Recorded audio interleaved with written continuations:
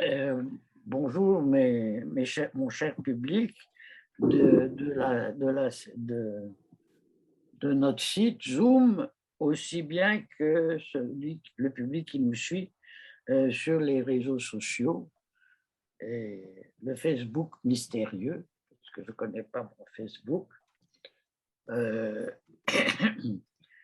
je commence par une brève mise en contexte des séances de cette session où nous avons interrogé les rapports complexes qui sont qu'entretient la société avec la science, les défis, les contestations que ça peut amener dans notre société pandémique. Alors, nous avons eu déjà 6 conférences et je vous donne il y a Ida qui va vous donner le lien. Vous pouvez, parce qu'elles sont enregistrées. C'était les conférences de Gingras, Madame Kane et notre animateur national, Jean-Claude Simard. Et puis, il y avait encore 2 autres personnes. J'ai un peu oublié. Oui, mon nom de mémoire. Martin Gibert, le spécialiste des robots. Et puis le professeur Jorge Flores Aranda. Je vous rappelle aussi qu'est enregistré notre fameux colloque L'héritage de Hegel, qui a eu lieu les 27 et 28 janvier et qui est disponible en ligne. Je vous le recommande parce que c'était vraiment une quinzaine de spécialistes et il y avait plus de 50 participants, dont notre cher Charles de Métal, qui a vengé l'honneur des philosophes, parce qu'après lui, il n'y avait pas de philosophes locaux, comme d'habitude. Et puis, voilà, et nous avons donc maintenant notre ami, je me réjouis, Paul Dumouchel, qui est un vieux collègue, pas vieux, mais ancien, disons, un ancien collègue ancien, c'est mieux que vieux, vraiment. De notre cher département. Et aussi, il a été longtemps, enfin, je laisse à monsieur, notre animateur, à le présenter, mais il était à Tokyo, l'expérience japonaise, un très beau poste. Et là, il a accepté très sportivement.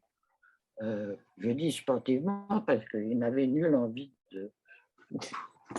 de participer, il a d'autres choses à faire, mais enfin, en l'honneur des jours anciens, de notre vieille camaraderie, tu vois, même M. Duchâtel est venu, il a accepté de nous parler. Les conférences de Paul sont toujours très rigolotes parce qu'il est original et fondant. Et nous allons voir un petit peu de quoi il en retourne dans 3 minutes. Je laisse la parole à monsieur notre animateur et à Jean-Claude Simard. Est-ce que je vous ai donné tous les liens? Ida, s'il te plaît, de donner les liens des conférences enregistrées ainsi que des conférences de Hegel. Voilà. Jean-Claude, tu peux commencer, s'il te plaît. Merci, Josiane. Vous m'entendez bien, tout le monde? Oui. Alors, bienvenue donc à cette séance de la chaire UNESCO d'études des fondements philosophiques de la justice et de la société démocratique de l'UQAM, qui est sous la présidence de Josiane et de Yves Couture bientôt. Et aujourd'hui, nous aurons le plaisir d'entendre, j'ai un chat dans la gorge, nous aurons le plaisir d'entendre Paul Dumouchel présenter une conférence qui s'intitule « À l'heure du télétravail, le leurre de la liberté ». Alors, je me permets de vous présenter brièvement le parcours de Paul. Alors, Paul a commencé sa carrière en philosophie dans des universités québécoises. Il a ensuite été recruté à la Graduate School of Core Ethics and Frontier Sciences de l'Université Ritsumeikan de Kyoto au Japon, où il a enseigné de nombreuses années, ce qui lui a donné une connaissance assez étroite de la société, de la culture et de l'histoire japonaise, dont on a déjà eu l'occasion d'entendre quelques éléments lors d'une conférence antérieure, lors de la période d'échange avec le public. Il est aujourd'hui rattaché comme professeur associé au département de philosophie de l'UQAM, et comme dit Josiane, c'est un ancien de l'UQAM. Il a publié plusieurs ouvrages, je ne vous les donnerai pas tous, mais je vous donne les plus significatifs, je crois, ceux en tout cas que j'ai pu retracer qui me semblaient plus marquants. Alors, Émotion, essai sur le corps et le social au seuil en 1995. Il a coédité avec Reiko Koto Against Injustice, The New Economics of Amartya Sen chez Cambridge University Press en 2009. Il a écrit en 2011 et publié chez Flammarion Le sacrifice inutile, essai sur la violence politique. Et là aussi, avec Madame Goïto, je présume que c'est une femme, Paul? Oui. Alors, avec Madame Goïto, toujours, il a publié The Social Bonds as Freedom chez Berghahn Books en 2015. Il a aussi publié The Ambivalence of Scarcity and Other Essays chez Michigan State University Press en 2014. Et plus récemment, avec Luisa Damiano, Vivre avec les robots au seuil en 2016. Alors, il aura une trentaine de minutes pour présenter sa communication, suite à quoi Yves, comme d'habitude, lui adressera quelques questions générales pour lancer des échanges. Et après la réponse de Paul, on aura donc les échanges avec le public. Puis je reviendrai à ce moment-là pour vous expliquer un petit peu le fonctionnement de la séance, mais je pense que la plupart d'entre vous êtes assez habitués. Alors, donc, sans plus tarder, je laisse la parole à Paul pour sa conférence à l'heure du télétravail, l'heure de la liberté. Bon, merci de cette présentation. Merci de m'avoir invité. Et pour faire les choses dans l'ordre, je vais commencer ma conférence sur le télétravail en vous parlant des petites villes japonaises. Alors, lorsqu'on visite les petites villes médiévales japonaises, qui furent par le passé parfois des lieux politiques importants, mais qui ne sont plus aujourd'hui que des lieux touristiques, on est frappé par l'absence de places publiques. Il y a bien un château protégé par une muraille, à l'intérieur duquel on trouve souvent des jardins et des boisés magnifiques. Mais dans la ville même, il n'y a que des petites rues étroites, jamais comme dans une ville européenne ancienne, on ne trouve de place centrale, une piazza face à l'hôtel de ville ou au château, bordé par d'autres édifices publics, les halles, les palais où se rencontre le guilde, là où se tient le marché, etc. Le long des rues étroites, il y a bien des boutiques, mais il n'y a pas de véritable place de marché. Bref, il n'y a pas de place publique. Il y a toujours périodiquement des foires qui se tiennent dans l'enceinte des temples. Cependant, ces temples bouddhiques ou les sanctuaires shinto importants se présentent généralement comme des complexes murés, à l'intérieur desquels on trouve plusieurs constructions, souvent individuellement murées et séparées les unes des autres par des jardins ou des espaces vides. De tels complexes sont des espaces privés plutôt que publics. Y pénétrer, c'est un peu comme entrer dans un cloître ou dans un monastère. On s'y trouve dans un espace réservé, hors du monde. On dit que la raison principale de cette absence d'espace public était d'empêcher que les rassemblements ne puissent devenir des foules incontrôlables. S'assurer que les mécontents et les protestataires ne pourraient jamais se réunir en nombre suffisant pour constituer un danger pour le pouvoir politique. Cela se tient aussi au fait qu'au Japon, mais aussi jusqu'à un certain point en Chine et en Corée, plutôt que de se mettre en scène, le pouvoir tend à se cacher, à se rendre invisible. Ainsi, au Palais impérial de Kyoto, il n'y a pas de salle d'audience. Ceux qui avaient des demandes à formuler les présentaient dans la cour adjacente du palais, mais située dans son enceinte murée. Ils s'adressaient à l'empereur, lequel était assis à l'intérieur du palais, derrière un rideau qui le dissimulait à la vue des demandeurs. Entre voir et être vu, il y avait une asymétrie radicale qui réfléchit la différence entre être au pouvoir et y être soumis. Ce que suggèrent ces remarques anecdotiques, c'est qu'il y a des rapports importants entre la structure de l'espace public et l'exercice des pouvoirs politiques et sociaux, de même qu'entre pouvoir et le fait de voir ou d'être vu. Autrement dit, la structure sociale de l'espace physique et inversement, la structure physique de l'espace social, là où on peut et là où l'on doit se rendre, de même que les lieux où il est interdit ou tout simplement impossible d'aller, sont inséparables de l'exercice du pouvoir et agissent sur la possibilité de le contester. Tout aussi important est le partage entre ce qui est visible et ce qui est invisible, la différence entre ce qui s'offre au regard de tous et ce qui est connu que de ceux que cela concerne directement. De même est fondamentale la différence entre qui peut voir et qui peut être vu sans le voir ou le savoir. L'espace ouvert où tout nous est donné sans obstacle à la vue de tous ceux qui sont présentés constitue l'expérience première de ce qui est public, c'est-à-dire de ce qui ne peut être caché qu'au prix d'un effort ou par accident. Par opposition, ce qui ne peut être découvert qu'au prix d'un effort, par opposition à ce qui ne peut être découvert qu'au prix d'un effort ou par accident. C'est ce dont j'aimerais parler aujourd'hui, plus précisément ce qui m'intéresse, c'est la manière dont l'espace digital ou numérique sculpte, creuse, incline, divise ou au contraire ouvre et aplanit l'espace physique et social et ce faisant transforme l'espace public. Voilà, c'était une erreur. Les lieux. Le sociologue américain Roy Oldenburg, dans son livre The Great Good Place, définit ce qu'il nomme le third place, le troisième lieu. Or, ce troisième lieu prend son sens par rapport avec un premier et un deuxième lieu qui tout autant que lui façonnent la topologie physique de l'espace social et inversement la forme sociale de l'espace physique. Le premier lieu, c'est la maison, le lieu d'habitation et de la famille. C'est le lieu d'une socialisation première, une socialisation qui est toujours déjà donnée et qui est à la fois obligée et continue plutôt qu'elle n'est libre et à la discrétion de chacun. On ne choisit pas ses parents, pas plus que ses enfants ou ses frères et sœurs. Et ils ont un droit à notre attention dont il est difficile de se défaire, nonobstant combien nous aimerions parfois nous en dépendre ou le répudier. Il s'agit pour le meilleur ou pour le pire d'une socialisation fondamentale au sein de laquelle la question du volontaire et de l'involontaire ne se pose pas. La famille nous est donnée d'office, arbitrairement, avec ses avantages et ses défauts, comme le lieu de socialisation première inévitable qui affecte l'ensemble de notre vie.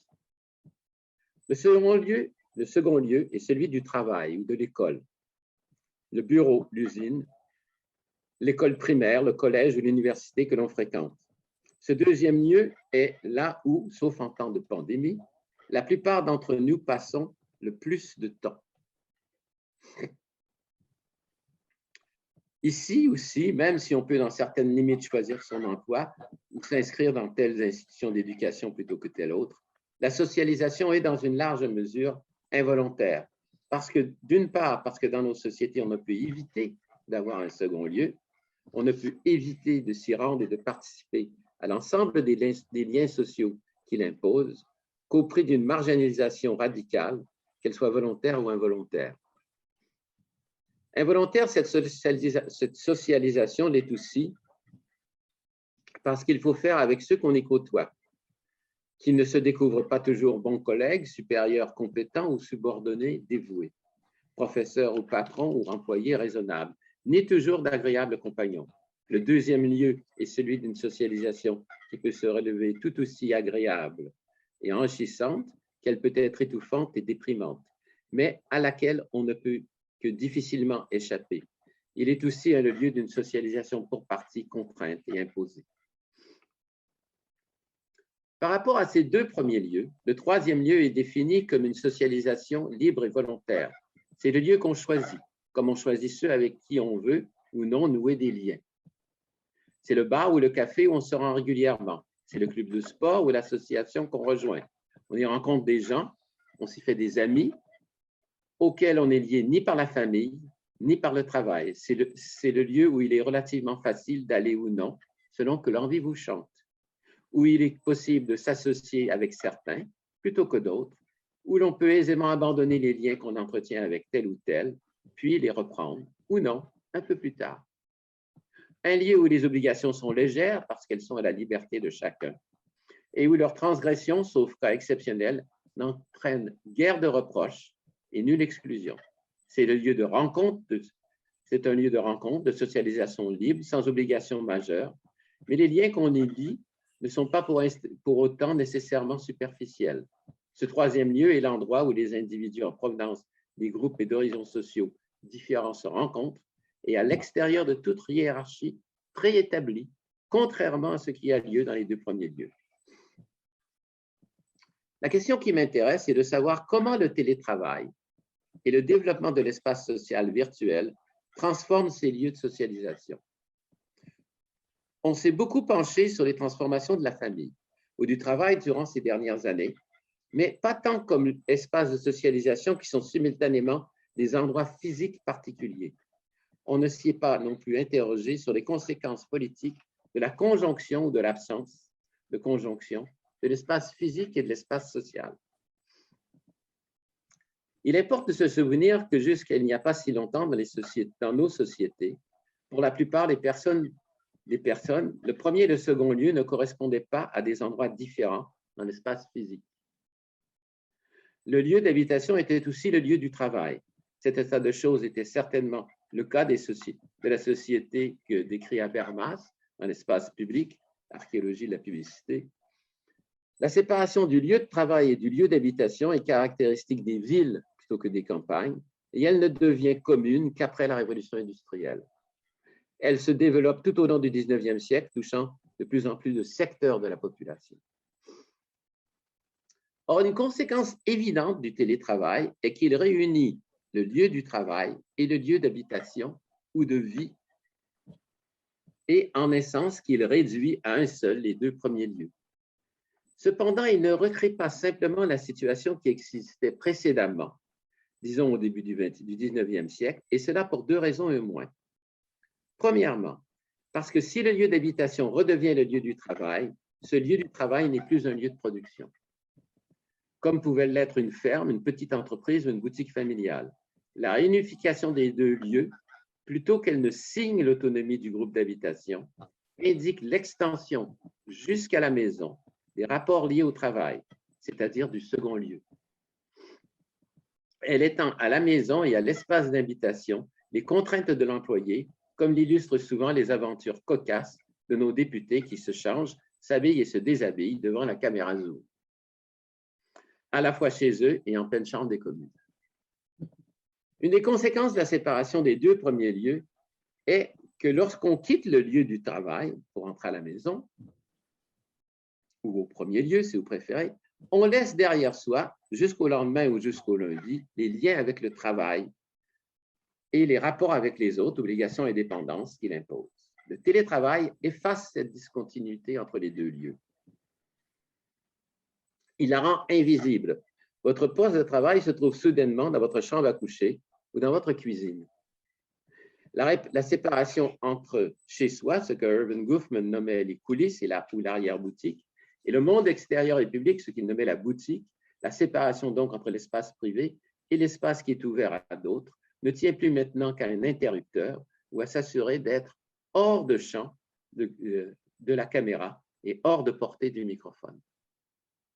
La division entre les deux types d'espaces sociaux existe bien toujours, mais elle n'est plus inscrite dans l'espace physique. La fenêtre par laquelle Big Brother vous observe est ouverte. Il devient de plus en plus difficile de la fermer. On peut au mieux s'assurer d'avoir tiré le rideau. Que les obligations de travail viennent parfois nous rejoindre dans l'espace de la maison, ce n'est pas un phénomène entièrement nouveau.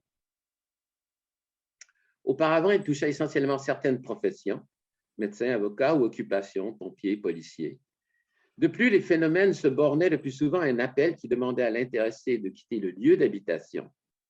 Et cette invasion constituait généralement une exception, quelque chose comme une transgression dont on s'excusait. Aujourd'hui, que l'employé soit partout, y compris chez lui, en principe et à tout moment disponible, tend à devenir la règle par défaut. Ce développement a été favorisé par l'introduction de nouvelles technologies, plus récemment surtout les téléphones intelligents. Le télétravail normalise cette transformation qui ouvre le premier lieu au regard du second, c'est-à-dire de l'entreprise, et jusqu'à un certain point à celui de l'État. La structuration de l'espace d'habitation et du travail en deux lieux différents inscrivait dans l'espace physique leur séparation sociale, ce qui imposait d'avoir recours à des moyens particuliers pour assurer la communication entre eux. L'apparition d'un espace digital dont la structuration en fonction des rôles sociaux est indépendante de l'espace physique instaure une continuité sans heure entre le premier et le deuxième lieu. Ceci impose d'avoir recours à des moyens particuliers afin de maintenir une forme de séparation entre eux. Alors que qu'avant leur séparation, le lieu d'habitation, pour ainsi dire, contenait et absorbait le lieu du travail, à l'heure actuelle, on insiste à un mouvement en sens inverse. C'est le lieu du travail qui tend à absorber le lieu d'habitation, lequel n'en devient dépendance. Cette tendance à l'absorption du premier lieu par le deuxième lieu est d'autant plus importante que les caractéristiques du premier lieu ont profondément changé par rapport à ce qui existait, ne serait-ce qu'il y a quelques années. Le lieu d'habitation était simultanément celui de la famille, c'est-à-dire l'endroit où prenait place une socialisation fondamentale et continue. Cette socialisation est caractérisée par un ensemble de rapports sociaux donnés d'office, structurés hiérarchiquement de manière plus ou moins forte et auxquels il est difficile d'échapper. En conséquence, le premier lieu offrait une vie sociale profondément différente qui faisait obstacle à celle de l'entreprise. Or, cet arrangement est aujourd'hui en pleine transformation. Non que la famille disparaisse, mais le lieu d'habitation n'est plus pour autant qu'avant celui d'une socialisation première. À titre d'indication, en 1951 au Canada, la proportion de foyers ou de domiciles individuels où vivait une personne seule était de 7%. En 2016, elle était passée à 28%. Il n'y a pas de statistique plus récente apparemment. Ce qui veut dire que plus du quart des habitations ne sont pas des lieux de famille. Ils ne constituent pas l'endroit d'une socialisation alternative par rapport à celle qu'impose le deuxième lieu. Le phénomène d'isolement social, contrairement à ce qu'on pourrait croire, ne touche pas seulement, ni même premièrement, quant au nombre total des personnes plus âgées. En fait, le groupe au sein duquel l'augmentation était la plus importante durant la période 1951-2016 est celui des personnes qui ont entre 35 et 64 ans. Où est-ce que j'en suis? 64 ans, donc des personnes qui travaillent. Il semble même que le groupe d'âge de 35 à 64 ans, que dans le groupe d'âge de 35 à 64 ans, les personnes seules sont dans l'ensemble mieux éduquées et plus actives sur le marché du travail, comparé à l'ensemble du groupe. Elles sont donc plus susceptibles d'être touchées par le télétravail et plus susceptibles de voir leur lieu de vie transformé en annexe du lieu de travail. L'espace public. S'il faut en croire quelques articles récents parus dans la presse, la grande région de Montréal se vide. De nombreuses personnes et familles se retournent dans les régions. Le télétravail est mentionné par plusieurs comme la raison fondamentale de leur départ. Cela n'est pas étonnant puisque le télétravail ouvre des possibilités nouvelles. En région, pour le même prix, plutôt qu'un petit appartement, on peut avoir une maison spacieuse avec un grand terrain. Une maison, il est facile d'avoir une ou plusieurs pièces que l'on peut consacrer au travail, ce qui permet de fermer la porte, pour ainsi dire, lorsqu'on quitte le bureau. On peut un peu plus que ne le peuvent ceux dont le bureau occupe une partie de leur salon. De plus, dès lors que l'on n'a plus à voyager matin et soir pour aller travailler, faire quelques kilomètres pour faire vos courses, ce n'est pas un problème. La campagne ou les petits villages nous présentent aussi une forme de socialisation très différente de l'anonymat des grandes villes. Nous n'y sommes pas non plus à tout moment surveillés, filmés, suivis à la trace, ou du moins nous ne le sommes pas de la même manière. Nous avons un accès direct et rapide au sport extérieur et aux espaces ouverts, plutôt que nous sommes contraints au métro et aux bus bondés. Enfin, les services de livraison à domicile permettent de compenser l'absence de grands magasins. Grâce au télétravail et aux services Internet, nous pouvons être à la fois au centre de la vie et loin à la campagne. En fait, cet éloignement nous permet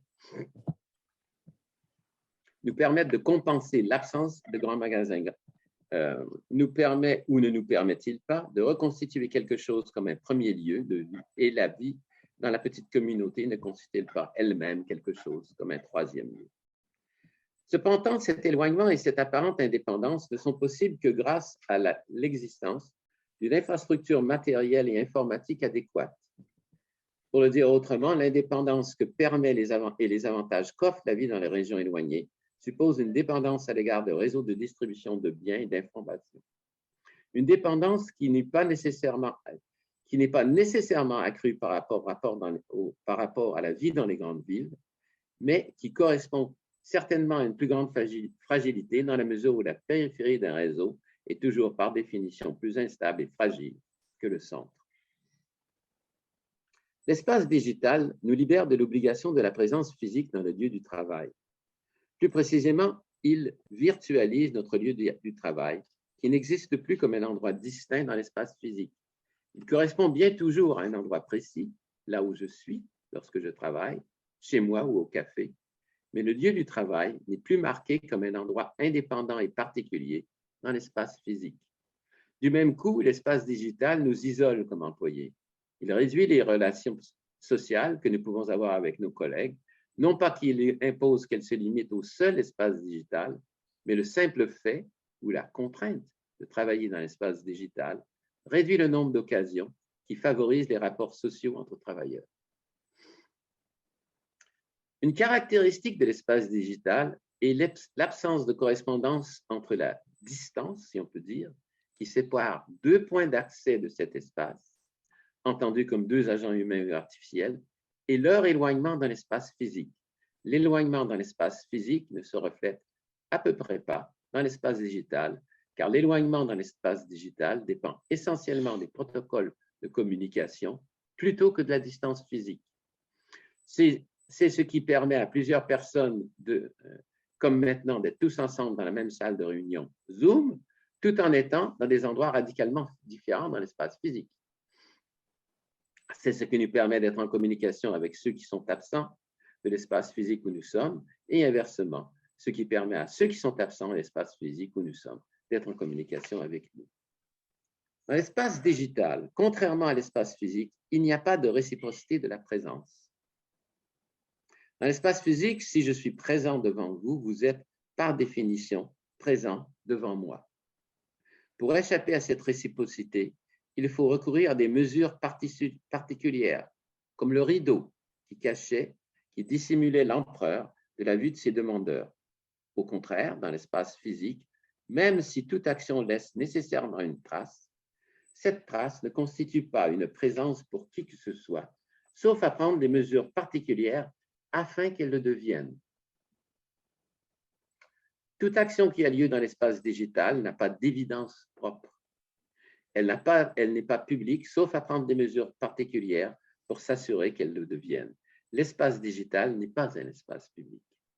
Cela peut sembler étonnant car un des reproches fréquents adressés aux technologies informatiques et de communication, c'est qu'elles menacent de détruire toute vie privée en la rendant publique. L'espace physique est naturellement un espace public parce que ce qui s'y produit y est par principe accessible à quiconque est présent et parce que la réciprocité de la présence entraîne que ce qui a lieu dans l'espace public devient naturellement savoir commun ou common knowledge. Ce qui est public est non seulement su de tous, mais tous savent que tous le savent.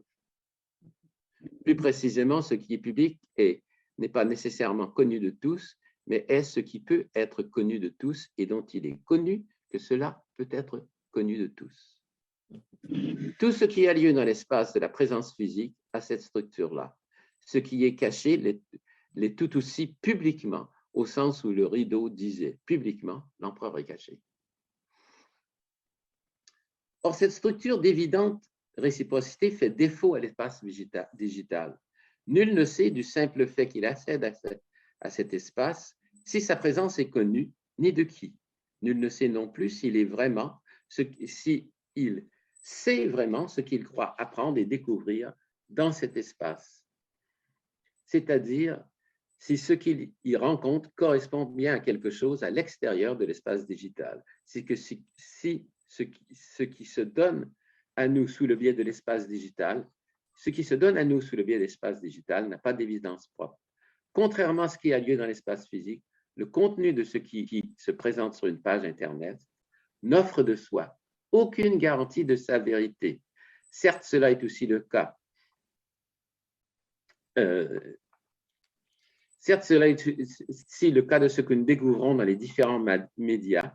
Ce qui est lu dans les journaux, entendu à la radio, vu à la télévision n'a pas d'évidence propre, et la vérité de ce que nous découvrons par ces médias n'a nulle autre garantie que l'édifice de la confiance sociale qui les entoure, ou non.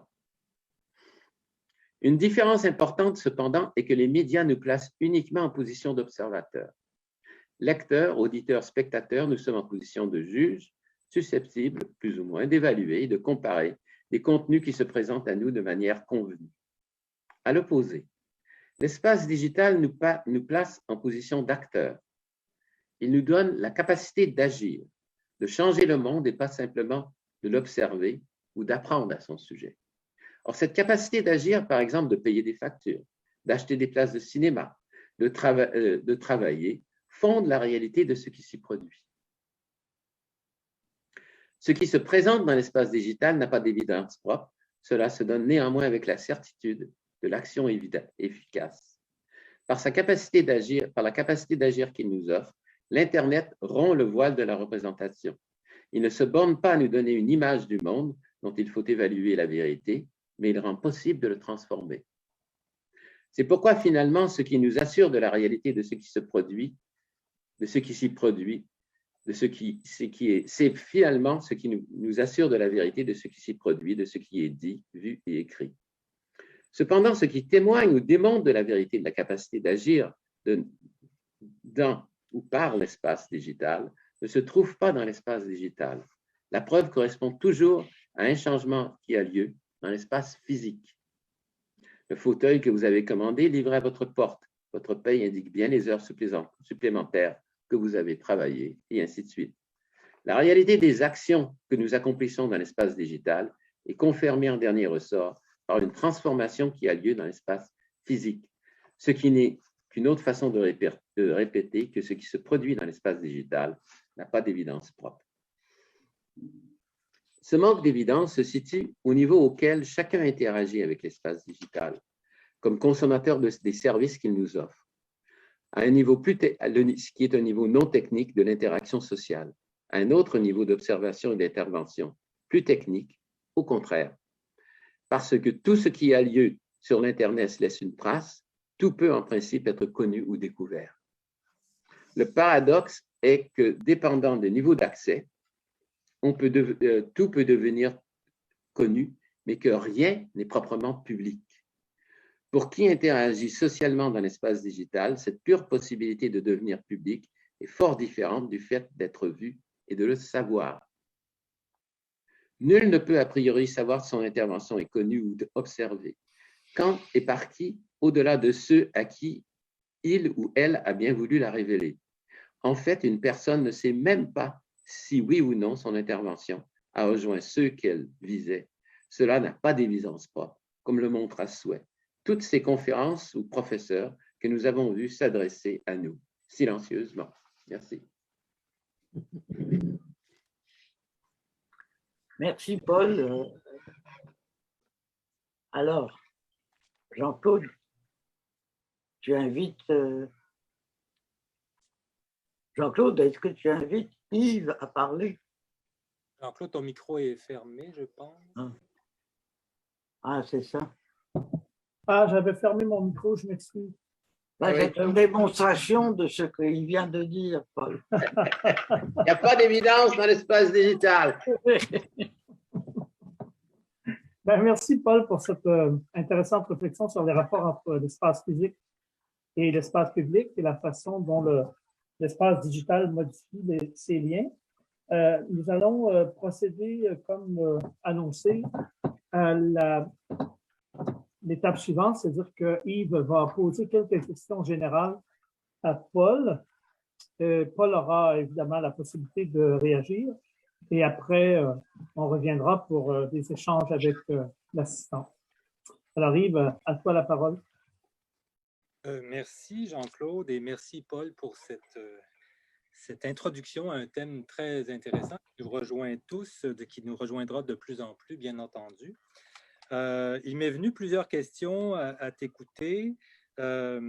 La première, je me suis demandé, puisqu'on était dans une situation qui correspondait à un espace digital, on est dans la conférence Zoom, je me demandais en t'écoutant, mais est-ce que je suis dans une situation où il n'y a pas d'évidence propre? Est-ce que toutes les déterminations négatives que tu as utilisées pour décrire cet espace digital correspondent à notre situation en ce moment?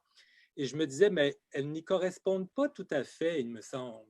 Et peut-être que si on partait d'une autre méthode, non pas de dire ce n'est pas un espace public pour telle raison, mais plutôt d'essayer de décrire qu'est-ce qu'on est en train de vivre en ce moment, on rejoindrait des caractéristiques et on aurait différentes et on aurait peut-être une description plus nuancée. Par exemple, j'ai toujours été frappé sur Zoom, je ne veux pas faire de la publicité à Zoom, mais on est sur Zoom en ce moment, qu'il y a quand même deux espaces différents. Il y a celui où nous sommes tous là et je peux voir qui en ce moment est là en image, je peux faire défiler toutes les personnes présentes. Et les personnes qui ont enlevé leur image, là, je ne sais plus si elles sont là ou pas. Donc, il y a déjà une différence entre pouvoir constater que quelqu'un réagit à ma parole en ce moment, par son regard, par ses expressions, et s'il n'y a pas l'image de la personne, on ne peut pas faire ça. Donc, c'est une différence qualitative que crée Zoom. Comme professeur, on l'a tous vécu avec nos étudiants qui sont soit là, pas là, etc. Zoom aussi nous donne, comme vous le savez, la possibilité de parler en privé, on dit même en privé, à des membres de l'assistance. Et j'ai déjà assisté à des conférences, même de la chaire UNESCO, je ne dirais pas lesquelles et je ne dirais pas qui m'a écrit, mais qui me disaient « quelle mauvaise conférence ». Bon, alors on était en train d'écouter la conférence et j'avais des messages qui me disaient « quelle mauvaise conférence ». Donc, Zoom a plus qu'un espace. Il y a plusieurs espaces qui se côtoient, qui se croisent, etc. Et tout ça, je ramène à mon observation initiale. La bonne méthode ne serait-elle pas d'être très attentif dans une description de ce qui se produit réellement plutôt que de tout de suite asséner, disons, la conclusion que nous ne sommes pas dans un espace public pour telle raison. Et on risque de perdre, me semble-t-il, des nuances. Ça, c'était ma première remarque. Peut-être une deuxième. Tout au fil de ton propos, on est passé un peu de l'enjeu du premier, deuxième et troisième lieu, qui était très intéressant. J'ai pensé un peu à la notion, je crois, qui est d'Habermas, tu me corrigeras si je me trompe, mais la colonisation du monde vécu. Alors là, tu as évoqué la colonisation du premier lieu par le deuxième lieu. On avait un peu l'impression d'une colonisation du monde du premier lieu, qui est le monde vécu, par celui du travail. Alors, on est passé de cette description, de cette distinction, à l'espace digital. Mais l'espace digital ne correspond pas exactement au deuxième lieu. C'est quelque chose de plus vaste. On peut, dans l'espace digital, bien entendu, faire ses courses, rencontrer une conjointe éventuelle, etc., etc. L'espace digital est très complexe et ouvre plusieurs possibilités qui ne correspond pas, qui ne se rabat pas exactement sur la distinction premier lieu, deuxième lieu, troisième lieu. Donc, il me semblait, mais il faudrait que je te réécoute et que je te lise, qu'entre la première partie du propos qui distinguait les trois lieux et la deuxième qui était plus centrée sur la notion d'espace digital, il y avait comme un saut qui faisait qu'on ne pouvait pas faire correspondre la première partie à la deuxième, ou en fait, ça devenait difficile et délicat, puis on ne voyait pas si par espace digital, tu pensais encore surtout au deuxième lieu. Mais les gens font plus que travailler, bien sûr, et je crois que si on faisait des enquêtes empiriques, on s'apercevrait que le temps consacré devant l'écran, dans l'espace digital, est surtout lié à autre chose que le travail. Et donc, il n'y a pas de correspondance automatique entre le deuxième lieu et l'espace digital. Alors, pour l'instant, je vais m'en tenir à ces deux remarques qui ouvrent. C'est moins des questions que des remarques. Si tu veux réagir, Paul, merci encore une fois. Okay, merci Yves pour ces remarques. C'est très intéressant ces questions. Puis ça me permet de mettre les choses au clair. En ce qui concerne la première remarque, ce que je voulais décrire, c'est la structure, en parlant de l'espace digital, la structure de l'espace digital, certaines caractéristiques fondamentales de la structure de cet espace. Mais dans cet espace, on peut construire des lieux. On peut construire il y a la possibilité d'architecture. Comme dans l'espace physique, il y a des architectures. On peut faire des maisons où on peut faire des espaces ouverts dans l'espace physique où c'est facile de voir tout le monde. On peut au contraire faire des espaces qui sont contrairement fermés et où il est extrêmement difficile de se rencontrer. C'est la même chose ici. Donc, c'était plutôt dire, il y a des caractères, c'est pas que l'espace, qu'on ne peut pas avoir de rencontre à plusieurs dans l'espace digital. On en a une en ce moment, c'est l'évidence même. Mais quand je dis que ça n'a pas d'évidence propre, ce que je veux dire par là, c'est que il y a quand même, ça fait partie de la structure de l'espace. Quand deux personnes se trouvent ensemble ou quand on est confronté à un événement dans l'espace physique, cet événement-là a une évidence propre en tant qu'événement. Quand il y a un événement dans l'espace digital, cet événement-là n'a pas véritablement d'évidence propre. Il a d'évidence construite par une structure qui est la structure de cet espace, comme celui-ci, une conférence Zoom, ou qui repose en partie sur des phénomènes de confiance collective. Je veux dire, à l'heure actuelle, tu es persuadé, je suis persuadé qu'il n'y a que nous qui nous regardons, sauf évidemment le fait que c'est proposé sur YouTube, mais en fait, on n'en sait strictement rien.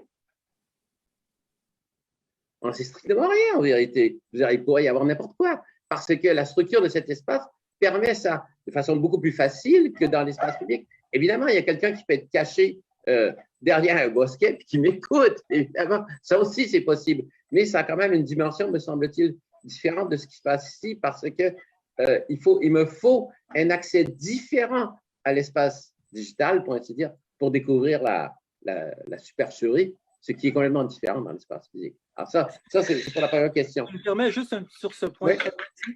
Est-ce qu'on n'assiste pas à une tendance à digitaliser tout l'espace? Parce que, en parlant d'espace, le mot peut aussi servir à décrire ce qui se passe dans l'espace au-delà de la Terre elle-même. Et on apprend en ce moment que les Américains surveillent au moindre centimètre des mouvements de l'armée russe, etc., etc.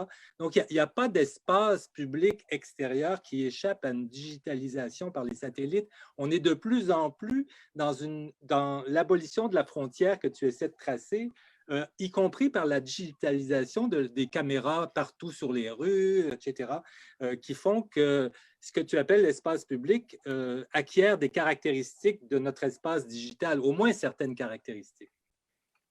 Je pense que je ne sais pas si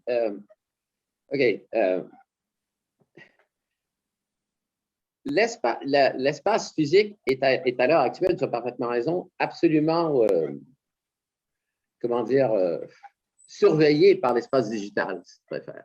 Absolument. Maintenant, l'espace physique n'est pas l'équivalent à l'espace public au sens de l'espace socialement public, mais je dis qu'il y a une caractéristique de publicité qui est inclue dans la structure de l'espace physique et que on ne retrouve pas la même structure de publicité inscrite dans l'espace digital. C'est ça la différence que je veux faire. Hein? Maintenant, ça a de très nombreuses conséquences et il faudrait y rentrer en grand détail et voir les lieux particuliers et les moments. D'autre part, pour la deuxième question, mon but n'était pas d'associer l'espace digital avec le deuxième lieu. Il était plutôt de dire que la venue, si tu préfères, on ne sait pas exactement quel terme dire. Est-ce que l'espace digital pénètre dans l'espace physique? C'est peut-être pas trop bon non plus, parce que pénètre, ça fait penser justement à un mouvement physique, tu vois. Mais l'apparition, la venue, le développement de l'espace digital transforme ce rapport entre ce premier lieu social et ce deuxième lieu social parce qu'ils étaient avant relativement bien délimités dans l'espace physique. Aujourd'hui, on voit ça disparaître. Alors, voilà, ça, c'est ça qui m'intéresse. Maintenant, ce dont je n'ai pas parlé, parce que aussi, ça prendrait beaucoup de temps, puis parce qu'en fait, il y a une immense littérature dessus et que ça nous aurait amené très loin, c'est la transformation du troisième lieu par l'espace digital.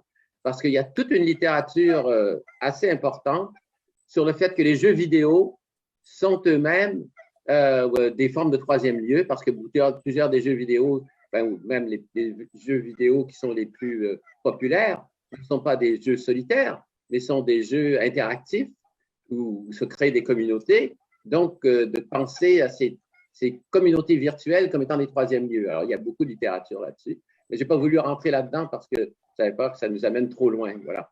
Et je voulais rester près du premier et deuxième lieu parce que officiellement, on parle du télétravail. Ben, merci. J'espère que ça.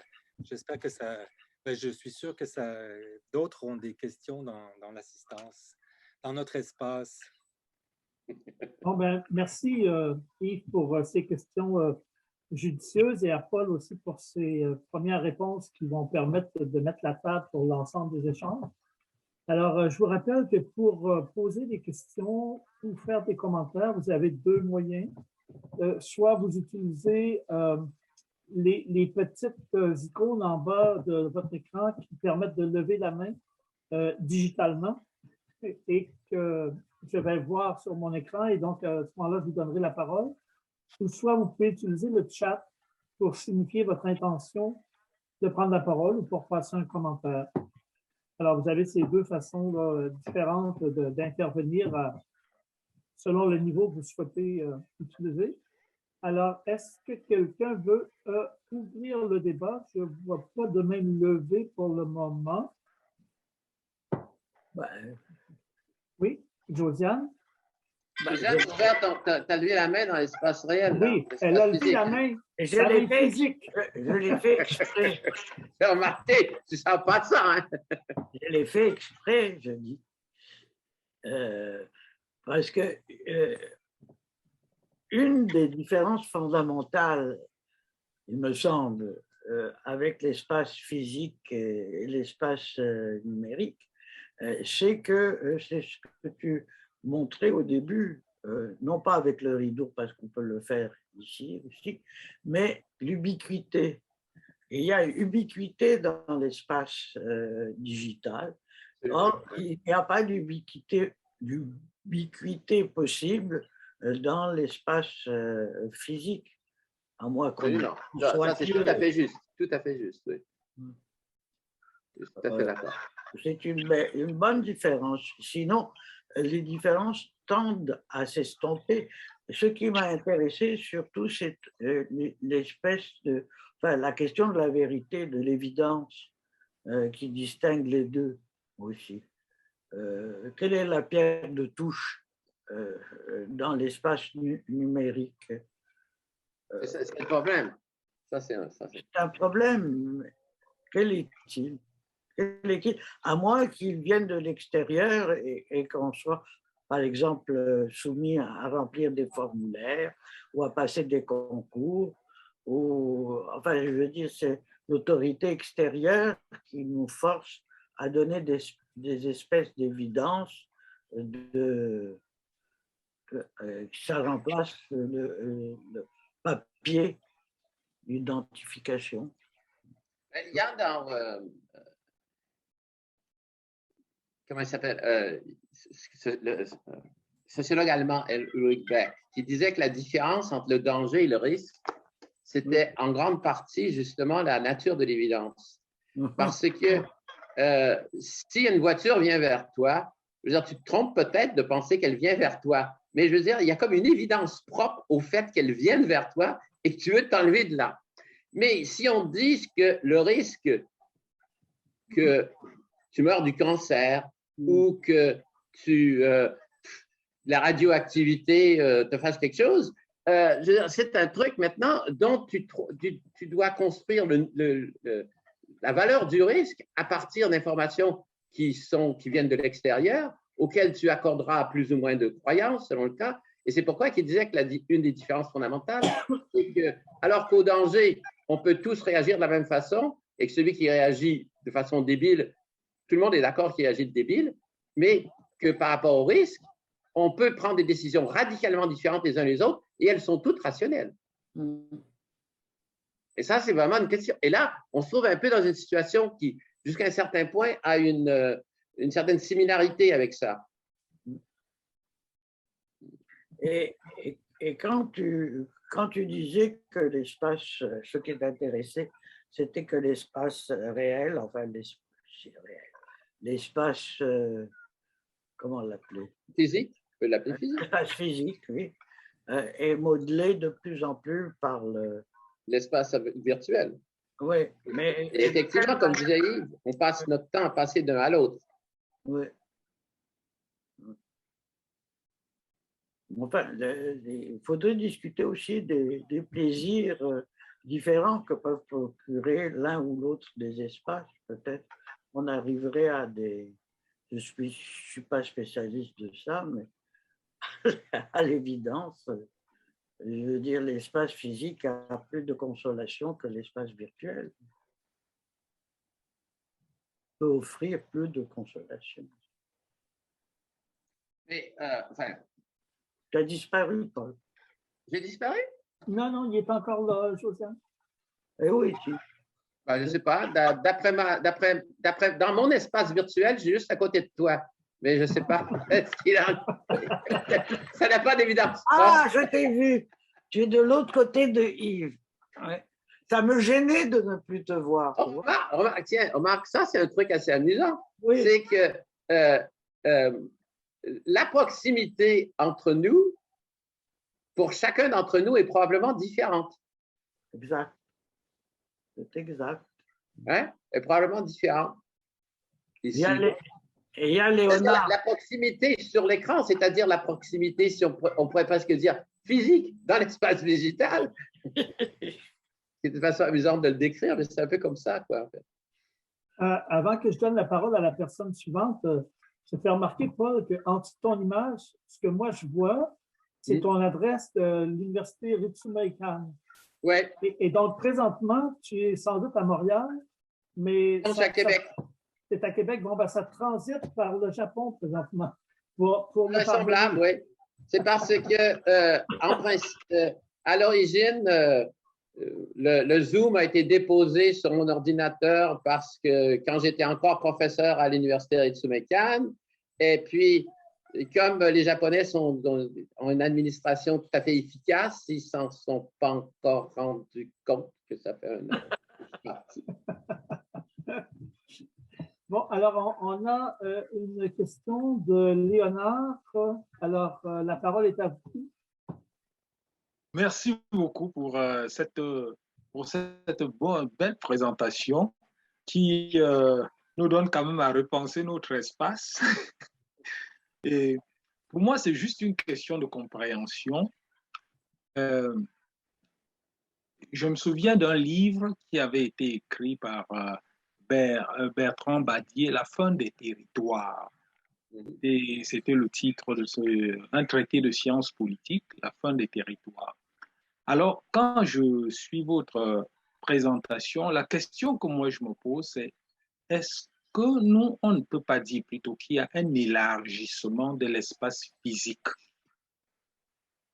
c'est-à-dire un prolongement de l'espace physique vers l'espace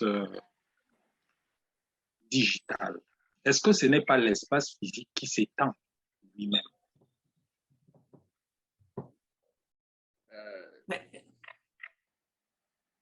Est-ce que ce n'est pas l'espace qui s'étend parce que, par exemple, maintenant, même si je ne suis pas en fait au Japon, à Ritsumeikan, je pourrais être à Ritsumeikan puis être en même temps ici. Oui, cela veut dire, si par exemple un enseignant à l'université à l'UQAM enseigne et il y a des étudiants en face de lui dans l'amphithéâtre et que par exemple au Japon, il y a des étudiants qui suivent le même cours. Est-ce que nous ne pouvons pas dire que la salle de classe s'est étendue? On peut certainement dire que la salle de classe s'est étendue et on peut certainement… Mais la question, c'est que dire que l'espace s'étend, je veux dire, ce pourquoi je suis un peu réticent là, c'est parce que ça suggère ou prend pour acquis une continuité entre différentes formes d'espace. Et que moi, ce que j'ai cherché à montrer, c'était la discontinuité entre ces différentes formes d'espace. C'est-à-dire que la discontinuité, je veux dire, il y a une discontinuité entre l'espace physique et l'espace digital ou l'espace numérique, comme on voudra. Ceci dit, évidemment, il y a une certaine, je veux dire, on peut communiquer, puisque moi, je suis à Québec et que vous êtes à Montréal. Hein, je veux dire, c'est sûr qu'en ce sens-là, l'espace s'étend. Mais en même temps, je veux dire, on peut dire que l'espace de la salle de cours s'étend si l'espace de la salle de cours se limite à l'enseignement que fait le professeur.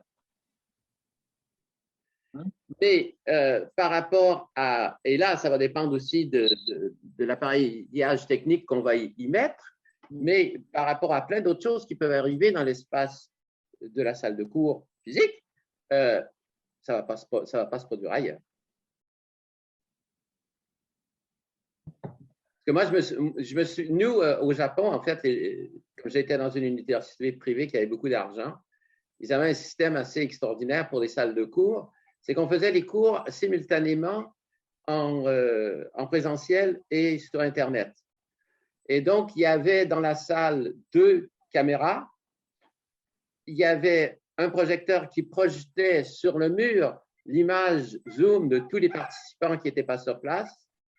Et on pouvait, nous, tout le monde dans la salle, il y avait des micros, pouvait parler directement à n'importe qui là-bas, sur le mur, pour ainsi dire. Et donc, ça créait effectivement un espace interactif assez intéressant parce que, je veux dire, on était à la fois dans l'espace physique et dans l'espace digital, d'une certaine façon, mais en même temps, je veux dire, je ne suis pas dans la chambre des gens qui sont en train de me parler, là. Donc, ce qui m'intéresse, c'est… Pardon. Oui. Avais-tu terminé, Paul? Non, vas-y. Oui. Parce que je pense que Josiane, tout à l'heure, voulait réagir à la question de Léonard. Oui. Ben, c'est-à-dire que je peux parler? Oui, vas-y. Mais encore une autre distinction, à part celle de l'ubiquité. L'espace physique, et il a raison, Paul, de préciser de quel espace physique il s'agit. L'espace physique appartient de droit et de fait à tout le monde, qu'il soit riche ou pauvre. Nous habitons tous la même terre et dans des pays plus ou moins, sous des conditions plus ou moins dégueulasses ou agréables, tandis que dans l'espace digital ou numérique n'est partagé ou n'est structuré ou n'est en sous-lieu que par les littératis, enfin ceux qui possèdent un outillage adéquat et qui ont le droit de rester autant qu'on veut sur cet espace digital et de s'y promener et de l'utiliser. Mais aller parler à je sais pas moi, aux paysans du Nil en ce moment, et vous regardera les yeux ronds en disant espace digital, qu'est-ce que c'est? Il n'existe pas pour lui. Ce que je veux dire, c'est que l'espace physique est partagé par tout le monde, sans discrimination. Enfin, ou en dépit de leur discrimination. Je serais plutôt d'accord pour dire en dépit de leur discrimination, mais je reviendrai au truc de l'évidence propre. Je veux dire, l'évidence propre, ça ne veut pas dire que, enfin, dans mon esprit, ça ne veut pas dire que c'est vrai, nécessairement. Je veux dire, le fait que quelque chose soit non, d'accord, il y a un poids. Mais c'est que ça a un poids d'évidence qui s'offre et ça n'empêche pas de le cacher. Mais cela demande un travail qui n'est pas celui qui se produit dans l'espace numérique ou digital, comme on voudra, ou celui où, par exemple, Yves est devant un très beau lac en ce moment, mais ça m'étonnerait qu'il y ait. Il n'existe pas. On la trouve. C'est vraiment beaucoup, tu vois. Une différence, c'est qu'il n'est agité d'aucun remous. C'est l'idée Oui. du lac. L'idée de lac. Bon, on a F. Séguin qui a annoncé une question, qui a levé la main. Madame Séguin, si vous voulez activer votre caméra, s'il vous plaît, pour des raisons de communication civique, ce serait bien qu'on puisse vous voir. Et activer aussi votre micro parce que présentement, il est fermé. Voilà. Merci. Merci, M. Simard. Je me permets de faire remarquer que quand j'interviens, j'allume toujours ma caméra et évidemment mon micro. Alors, merci, M. Dumouchel, pour votre conférence. Alors, peut-être que je suis hors champ. Je ne suis pas entièrement convaincue d'avoir compris, en fait, ce que vous vouliez dire. Je ne suis pas certaine d'avoir saisi votre thèse. En fait, moi, ce qui m'interpelle, mais de nouveau, si je suis hors champ, n'hésitez pas à me le dire. Ce qui m'interpelle, ce n'est pas ce que vous dites de l'espace virtuel, c'est ce que vous dites de l'espace public. Je suis interpellée parce que j'ai l'impression que vous retenez ce qui a priori semble la définition arendtienne de l'espace public, c'est-à-dire un espace où on peut être vu et entendu de tous. Mais si j'ai bien compris, vous dites également que le premier lieu, le deuxième lieu et le troisième lieu sont des espaces publics. Et ce faisant, vous vous distinguez radicalement de la thèse arendtienne sur l'espace public, puisque, évidemment, elle fait une séparation très nette entre privé et public. Donc, est-ce que j'ai bien compris que, en fait, vous n'endossez pas complètement la conception arendtienne de l'espace public, dont il me semble qu'elle combine deux choses.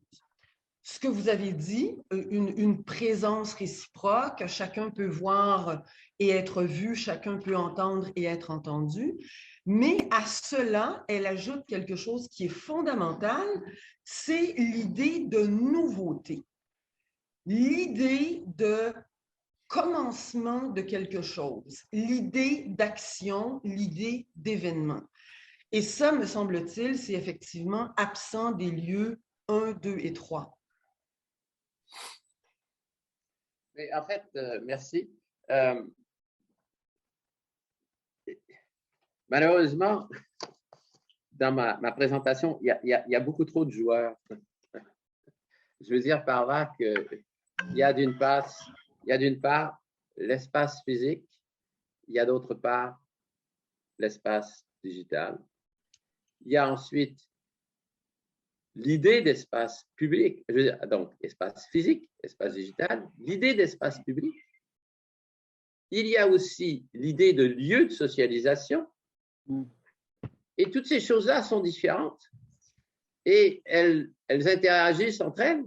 Mais je ne pense pas que le premier, le deuxième ou le troisième lieu soient par eux-mêmes nécessairement des espaces. Je veux dire, le premier lieu est un espace public, est un espace privé en principe, correspond à ce qu'on pense à l'espace privé. Je dis, c'est peut-être que la distinction privé-public est une distinction un peu trop brutale, disons, en tout cas trop simple, et qu'il faudrait la complexifier parce que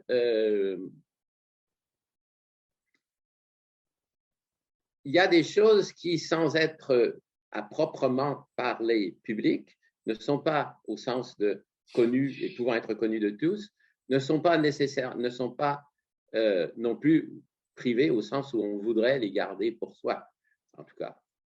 Et donc, c'est peut-être cette distinction-là, il faut la prendre, elle couvre pas tout. Mais il y a bien l'idée qu'il existe, je veux dire, quelque chose comme un espace public et que cet espace public, que ça soit c'est une invention. Et d'après Habermas, c'est un espace d'invention. C'est quelque chose qui a été créé à un moment donné de l'histoire politique et sociale dans certaines sociétés. C'est pas, contrairement à l'espace physique, quelque chose qui est là.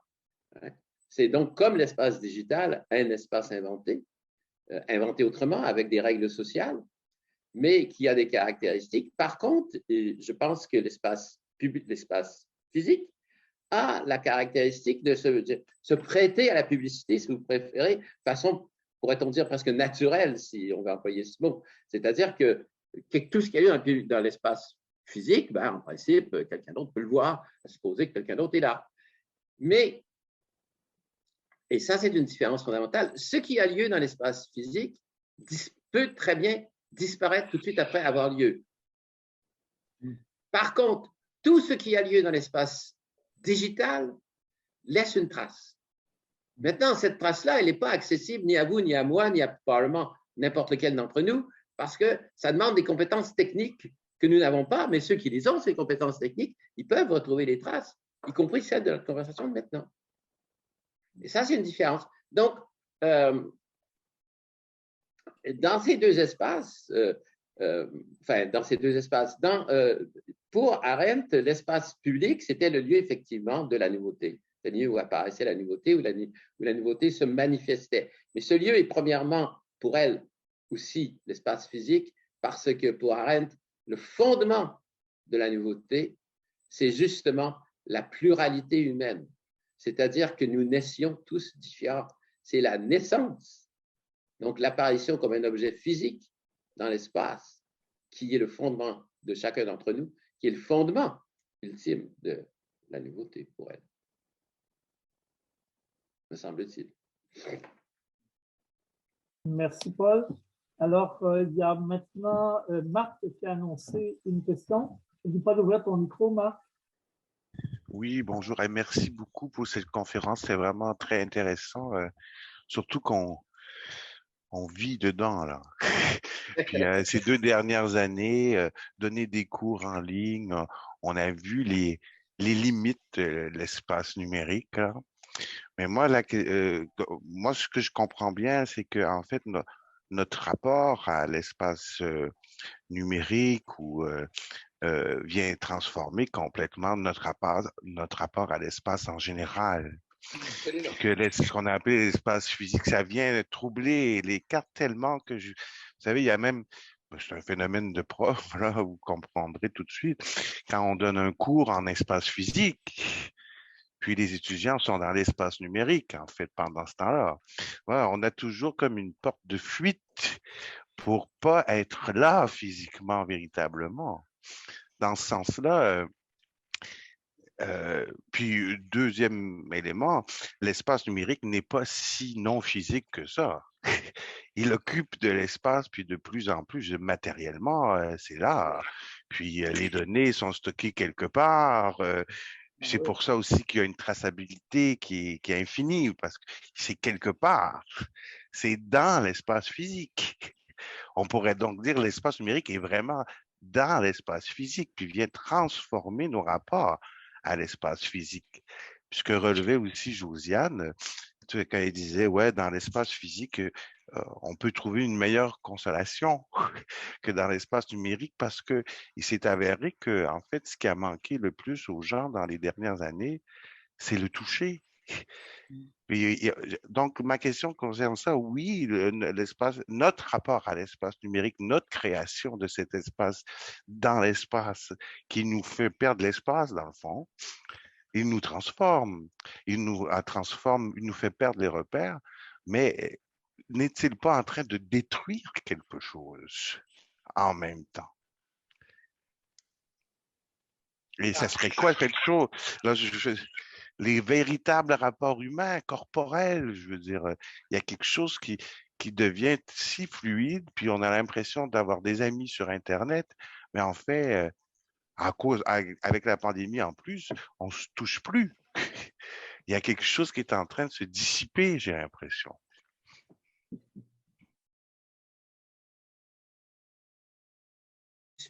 Je suis tout à fait d'accord avec l'idée, merci, je suis tout à fait d'accord avec l'idée que l'espace virtuel, c'est aussi une transformation de l'espace physique au sens propre, avec des centres de calcul, avec des objets matériels qui le supportent et qui sont fondamentaux. Sinon ça n'existerait pas. Ça, je suis tout à fait d'accord. Par contre, si l'espace physique empêche, l'espace digital, par exemple, empêchait qu'on se touche, c'était pas lié à l'espace digital. C'était lié au fait que c'était une pandémie et qu'il y avait des règles qui nous empêchaient d'être en présentiel. Ce n'est pas une conséquence directe de l'espace digital. Par contre, ces règles ont été exploitées, si on peut dire, par le développement et ont exploité le développement de l'espace digital. Mais ça, là, c'est simplement que je pense que l'espace digital, comme l'espace physique, nous offre des possibilités d'action, dont certaines peuvent se développer dans la bonne direction ou dans la mauvaise. Moi aussi, j'ai enseigné avec des étudiants qui sont sur l'espace digital, mais être sur l'espace digital, ça leur permettait de me dire, quand je ne me souvenais plus de la date d'un philosophe, l'avoir trouvé sur leur téléphone cellulaire, il est né en 1875. Je veux dire, c'est aussi ça. Ça aussi, ça change notre rapport d'enseignement. Je veux dire, on a un rapport d'enseignement avec des étudiants qui ont maintenant un accès direct avec Google, avec ce qu'on voudra, mais avec des moteurs de recherche et qui sont capables de dire non, tu t'es trompé, c'est pas en telle année, c'est en telle année, et ainsi de suite. Ça, c'est plutôt bien. Moi, je pense que ça enrichit notre conversation, surtout qu'ils peuvent avoir des commentaires. Donc moi, je m'intéresse beaucoup plus à la transformation de la structure qui, elle, s'offre comme, en anglais, on dit affordances, des opportunités et des obstacles. Et ça nous offre des opportunités, des chances, des occasions et des obstacles. Mais, a priori, on ne sait pas très bien comment ça va aller. Ça va être développé socialement. Il y a des intérêts énormes. Et dans l'espace digital, on le sait qu'il y a des intérêts énormes. Ce n'est pas non plus un accident ou simplement un miracle que qui est-ce qui a fait le plus d'argent pendant la pandémie? Jeff Bezos. Hein, c'est Amazon. C'est toutes les commandes sur Internet. Je veux dire, qui est un certain rapport entre l'espace physique et l'espace digital, là, tout à fait. Hein, puisqu'il faut avoir des systèmes de distribution, préférablement par drone, parce qu'apparemment, ils n'attrapent pas la COVID. Mais je veux dire, donc, effectivement, ce que ça change, c'est nos possibilités d'action et les possibilités d'action des autres. Et effectivement, ça change notre capacité de réagir, de résister, de créer, tout ça. Et ce qui m'intéresse, c'est d'essayer de retrouver des structures de base qui permettent un peu de commencer à comprendre ça. Mais je crois qu'il est extrêmement difficile de voir l'avenir par rapport à ça. Merci, Paul. Alors, prochaine question. J'ai seulement un prénom, j'ai seulement Edmond Louis, alors peut-être peut vous identifier. Activez votre micro, s'il vous plaît. Voilà des limites. On ne vous entend pas, monsieur. Votre micro n'est pas activé. Il faut presser sur la majuscule, je ne sais pas quoi. Gilles disait.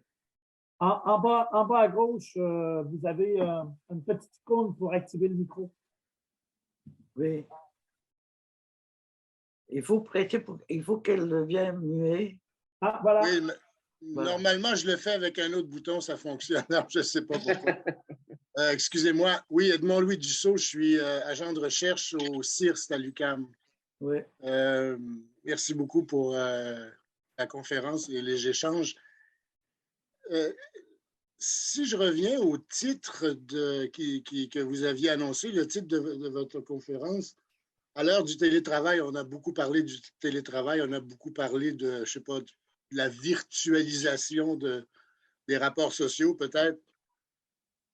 On a moins parlé de la liberté et du leurre de la liberté. Bon, personnellement, je n'enseigne pas, donc évidemment, l'enseignement à distance, ça ne me concerne pas du tout, ni l'apprentissage à distance d'ailleurs. Mais comme je suis un espèce de petit travailleur intellectuel, pour moi, le télétravail, en fait, et en plus, je ne travaille pas à temps plein, c'est-à-dire que même en temps normal, je ne travaille pas à l'UQAM à temps plein. Et donc, pour moi, le télétravail, d'une certaine manière, ça a été formidable. Premièrement, parce que j'avais déjà un bureau à la maison où je travaillais régulièrement. et que de 7 heures le matin à 16 heures, je suis tout seul à la maison. Donc, je ne dérange personne en travaillant et il n'y a personne qui me dérange non plus. Alors, je comprends très bien que pour peut-être la majorité des gens qui sont tombés en télétravail du jour au lendemain, la situation était très différente. Mais je pense que pour une minorité de gens, ça a pu, d'une certaine manière, accroître leur liberté au travail, ou en termes stricts de travail. Parce qu'évidemment, le fait de ne pas pouvoir voir ses amis après les heures de bureau parce qu'on est en confinement, ça n'a rien à voir avec le travail en soi, mais c'est évidemment une perte de liberté. Je me demandais si vous aviez peut-être quelque chose à ajouter là-dessus sur la liberté et le télétravail, quoi, au-delà du leur. OK, merci. Premièrement, je suis tout à fait d'accord avec vous que pour beaucoup de gens, ça a été un truc formidable. Mais ça dépend véritablement de la position des individus. Je veux dire, ceux qui sont obligés de monter leur ordinateur, leur écran dans leur salon tous les jours, puis de démonter tous les soirs, c'est un peu pénible. Ça, c'est sûr. Mais ceux qui ont un bureau, puis qui peuvent, qui ont la paix, et puis qui sont tout seuls toute la journée, c'est formidable. Je veux dire, ça, c'est... Il n'y a pas l'ombre d'un doute, ça c'est certain. Mais c'est vraiment là, ça dépend des conditions sociologiques et matérielles des différentes personnes. Par contre, de l'heure de la liberté, je pense que c'était un titre poétique, c'est que c'est plus quelque chose qui nous a été dit que nécessairement quelque chose qui a été vu par les gens entièrement. Parce que mais à nouveau, ça renvoie un peu à la remarque que je faisais tout à l'heure, c'est que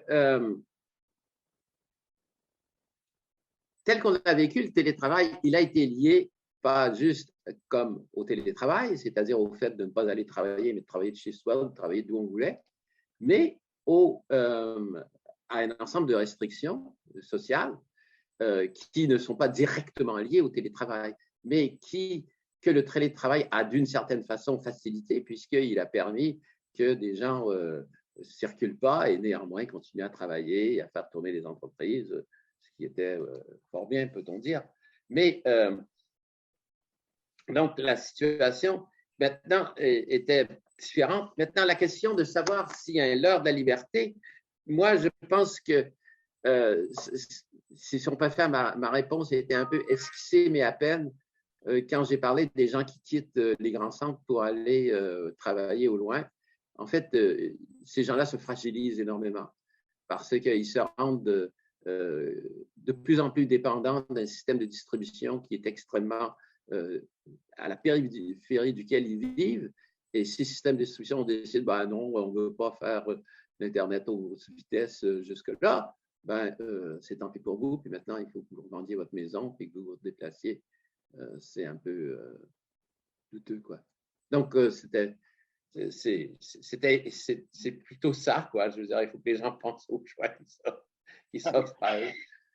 D'accord avec vous. Moi, je suis resté dans Hochelaga Maisonneuve. Alors,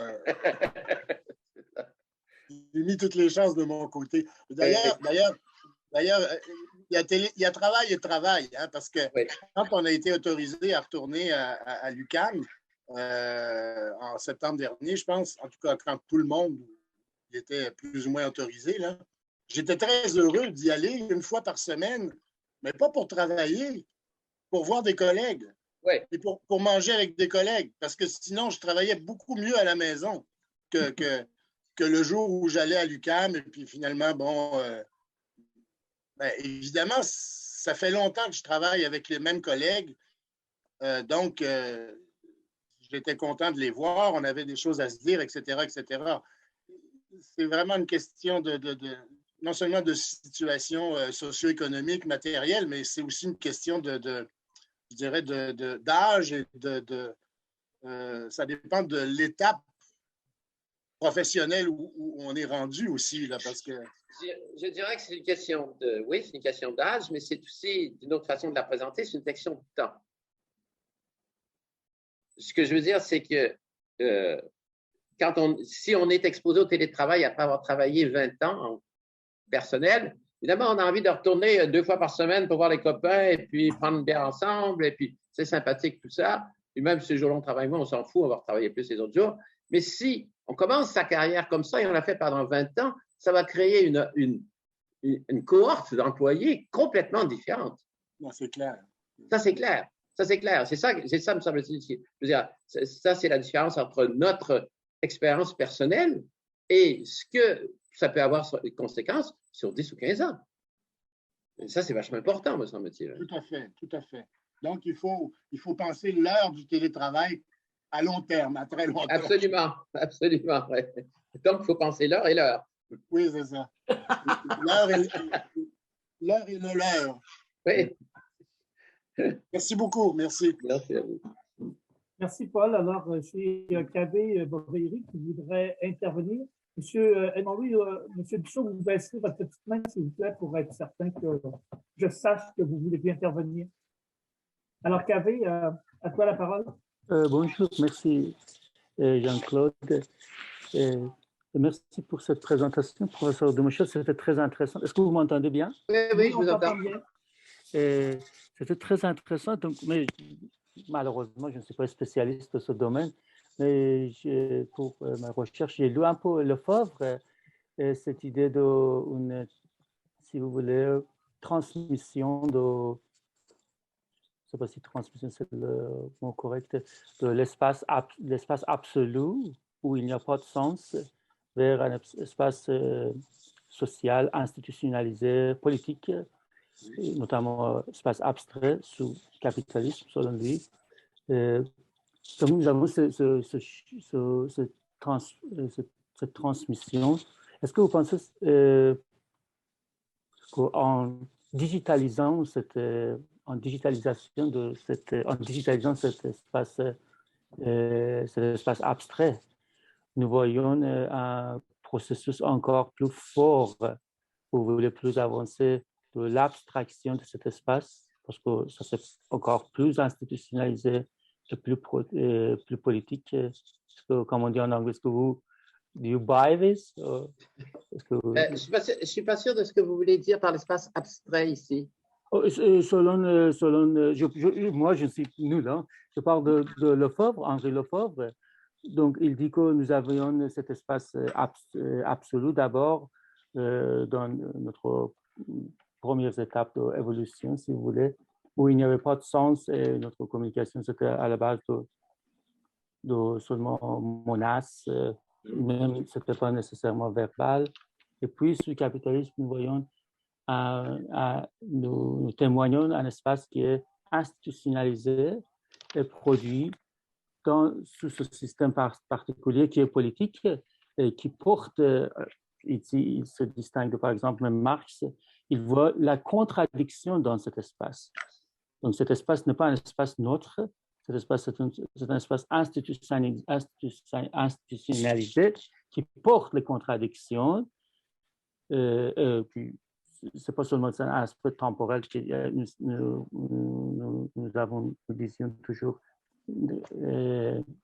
traditionnellement dans la lecture publique. Mais peut-être qu'on n'est pas d'accord avec ça. Peut-être c'est ma question. Est-ce que vous voyez qu'il y a une sorte d'abstraction davantage, même dans le sens d'abstraction, sans être d'accord avec Lefebvre, qui est de plus en plus institutionnalisé avec l'espace digital? L'espace numérique ou digital est un espace certainement institutionnalisé, mais de façon assez intéressante parce que il a été essentiellement mis en place et continue à être essentiellement développé par des entreprises et pas par l'État. Évidemment, l'État l'utilise, mais je veux dire, c'est qui est le gros moteur derrière, et même le moteur derrière la mise en place des communications et ainsi de suite, c'est les entreprises. Et donc, c'est une forme d'institutionnalisation qui est tout à fait intéressante et c'est ça qui m'intéresse, je veux dire, qui transforme nos liens dans l'espace, et dans l'espace physique, dans l'espace culturel. Mais est-ce que c'est plus, en un sens, c'est un espace qui est plus abstrait, hein, parce que c'est un espace où nous sommes présents dans cet espace, mais nous sommes présents de façon extrêmement partielle, hein, par rapport à notre présence dans l'espace physique. On est présent que de façon extrêmement partielle dans cet espace et qui a comme caractéristique aussi, et ça tient avec Josiane. Josiane, tu parlais des caractéristiques. Il y a l'ubiquité, effectivement, il y a l'évidence, mais il y a un autre truc, c'est que notre présence dans l'espace virtuel est discontinue. Ta présence dans l'espace physique, elle n'est pas discontinue. Ben, elle le sera un jour, la mienne aussi. Mais je veux dire, en principe, il y a un début puis il y a une fin. Il n'y a pas demain matin, on rallume, tu vois. C'est complètement différent. Ça, c'est un rapport complètement différent, je crois.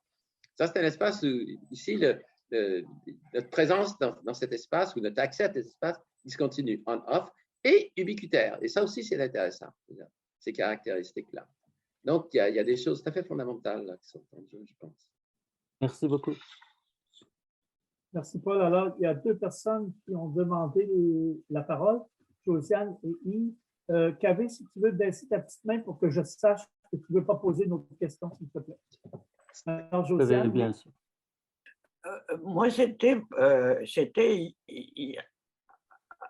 tout à l'heure, parce que tu as parlé, Paul, d'institutionnalisation par les entreprises, mais justement, j'ai lu quelque part que les institutions, enfin les entreprises, obligeaient les gens à revenir au télétravail.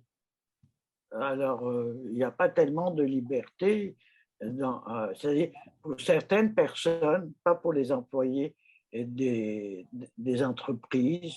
Nous avons le choix d'utiliser ou non l'espace virtuel pour communiquer. Voilà encore une autre distinction peut-être. Et c'est le leurre de la liberté. C'était pour faire un jeu de mots. Je m'excuse quand on a pensé cette conférence. Mais en tous les cas, le leurre est là.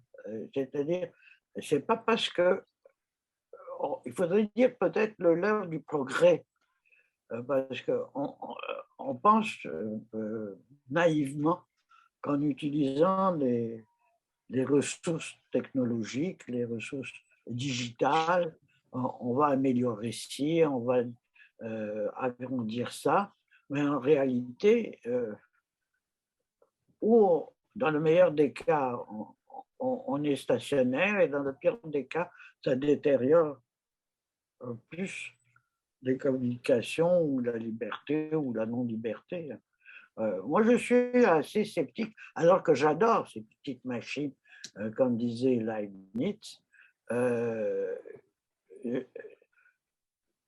Je suis très sceptique sur les limites de l'utilisation et des conséquences de ça, à part, comme dit Paul, de réfléchir sur des structures différentes en philosophe. C'est toujours intéressant de dessiner des sphères et des compartiments. Mais en réalité, comme diraient les sociologues,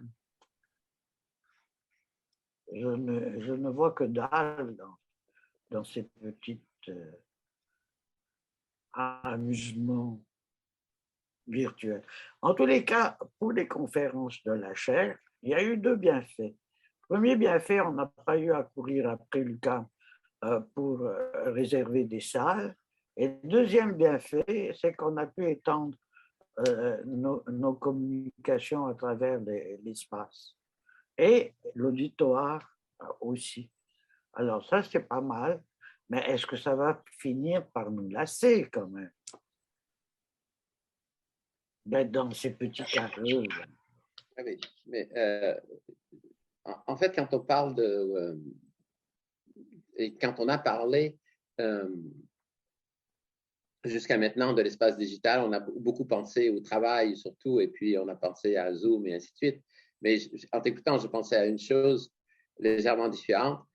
Chacun d'entre nous, presque, je pense, n'a son passeport vaccinal que sur son téléphone. Mmh. Et ça c'est comment dire, un mélange de ces deux espaces qui est absolument extraordinaire.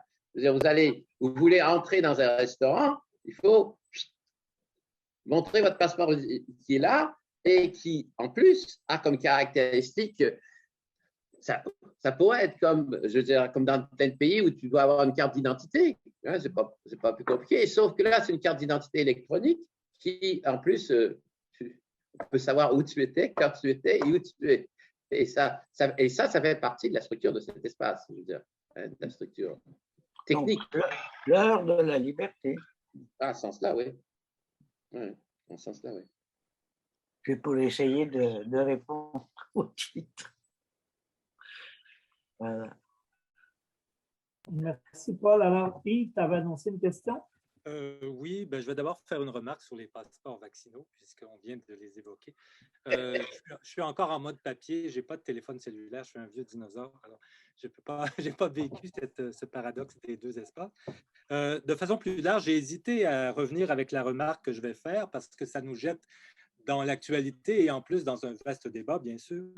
Il y a l'espace virtuel ou l'espace digital des médias sociaux qui a une importance très grande, y compris dans ce qu'on observe en ce moment dans la crise des camions à Ottawa. Beaucoup de journalistes ont été frappés, puis moi aussi, par le mode de socialisation de ces gens qui contestent. Ils se sont rencontrés très souvent dans les médias sociaux. Et là, ils sont contents de se voir parce qu'ils ne s'étaient jamais touchés et vus. Ils sont tout heureux. Puis il y a l'aspect festif de voir en chair et en os des gens qu'on a seulement vus dans les médias sociaux. Mais je crois qu'ils ont traîné avec eux aussi l'effet silo qu'on constate dans les médias sociaux où on ne parle qu'à ceux qui pensent la même chose que nous. Et là, ils ont l'air d'avoir le même ADN idéologique, de penser parler au nom du peuple, mais sincèrement, dans toute l'histoire, il y a des gens qui ont prétendu parler au nom du peuple, mais ils ont l'air complètement étonnés qu'on puisse ne pas penser comme eux, etc., etc. Alors, je me demande si on n'assiste pas à un autre phénomène de transfert, cette fois-ci d'une socialisation propre aux médias sociaux, qui débarque dans l'espace public arendtien avec des caractéristiques qui nous étonnent, qu'on sait mal encore décoder.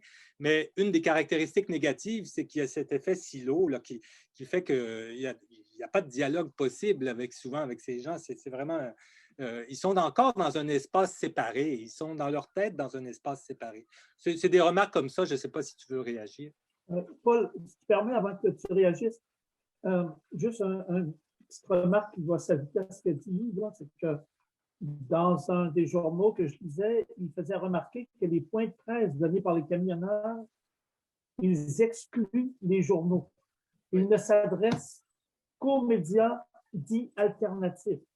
Ah bon? Donc, les journalistes n'ont pas le droit d'y assister. Alors, ça renforce ce que tu dis, Olivier. C'est l'effet institutionnalisé, oui. C'est comme les sports de fake news. Ça crée, effectivement, je veux dire, c'est aussi quelque chose au sujet de la structure de l'espace, là, et de sa publicité qui est en jeu, hein, l'effet silo. Je veux dire, alors, ça existe aussi, je veux dire, les journaux, qui en 1970 disaient à la fois l'humanité et le monde, ou le Figaro, disons, pour être encore mieux. Hein, je veux dire, personne, c'est que dalle, hein, c'était l'effet silo, il était là, hein, mais il avait un truc différent et il est certain que la mise en place même de toute l'opération s'est faite en grande partie en utilisant ce genre de médias et que par rapport à nos services secrets, ils ne sont pas forts du tout. Hein, parce que du tout, ça n'a pas besoin, on peut se sentir menacé, mais pour l'instant, ce n'est pas trop grave parce qu'ils n'ont pas l'air d'être très compétents.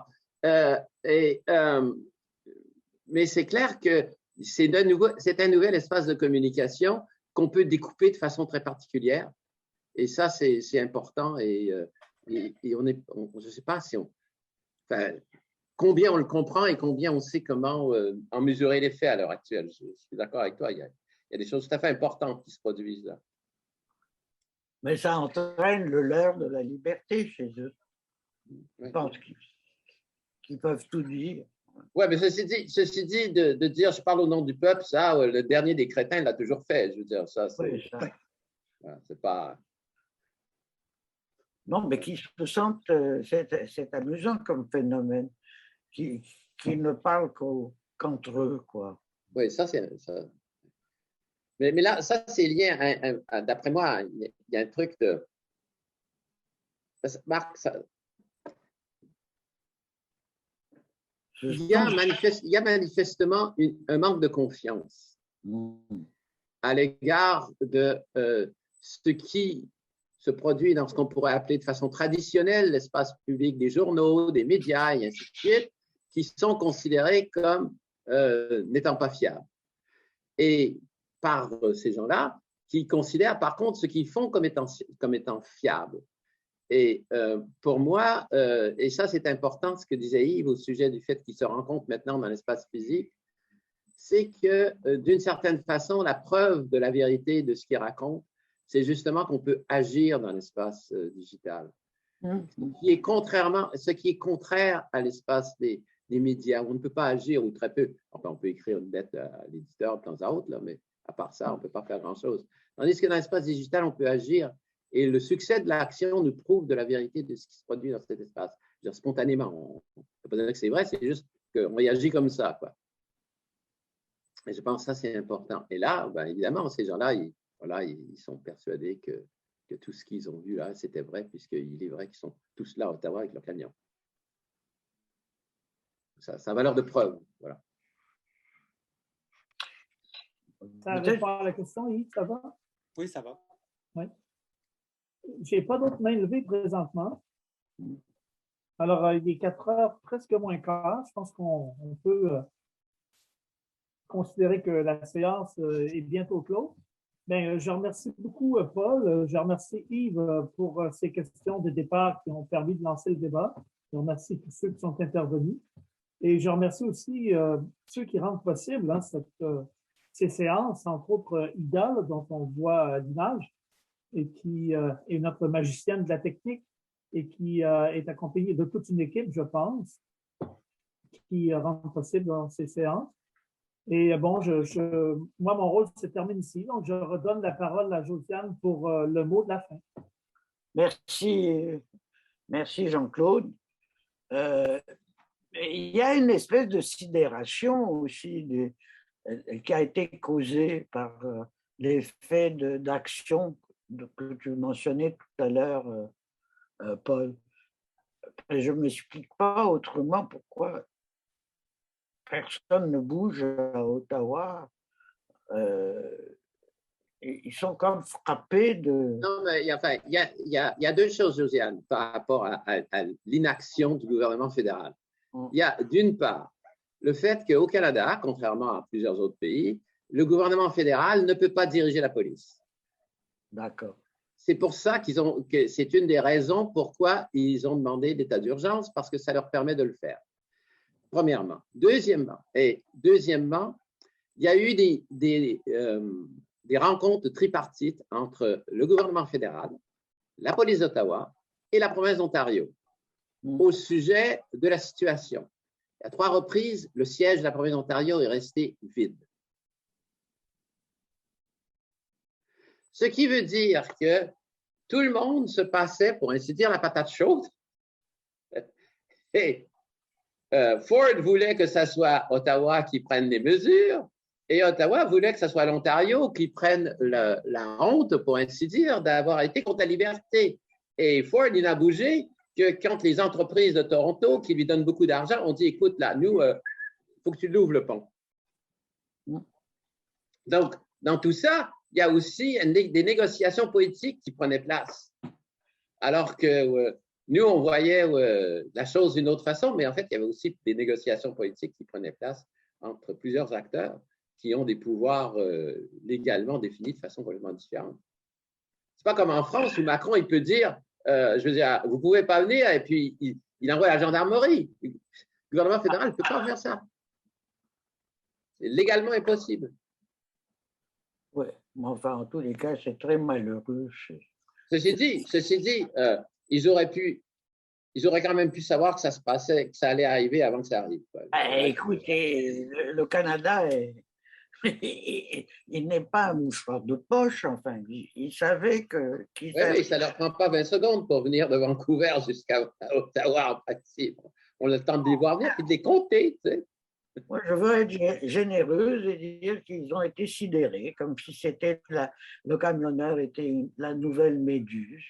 Je ne sais pas. C'est très mystérieux, c'est une énigme quand même.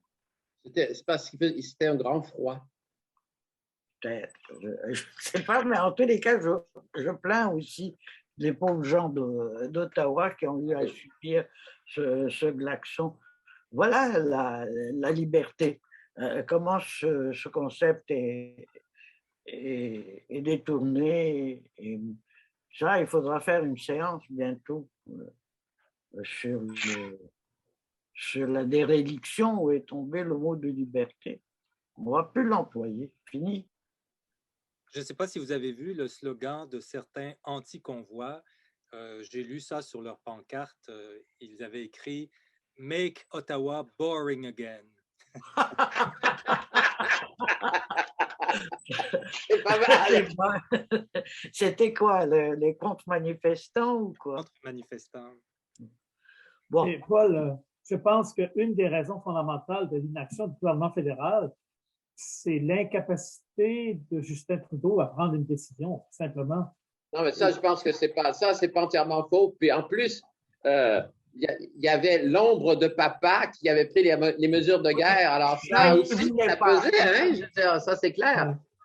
Ça c'est clair. C'est clair qu'il ne voulait pas répéter son père. Oui. Ben oui, non, mais ça c'est clair. Puis il y a aussi des questions politiques qui entrent en ligne de compte. C'est-à-dire que lorsque les gens regardent ce qui se passe avec ces fameux convois dits de la liberté, il y a beaucoup de gens qui pensent à leur réélection ou qui pensent à leur commettant.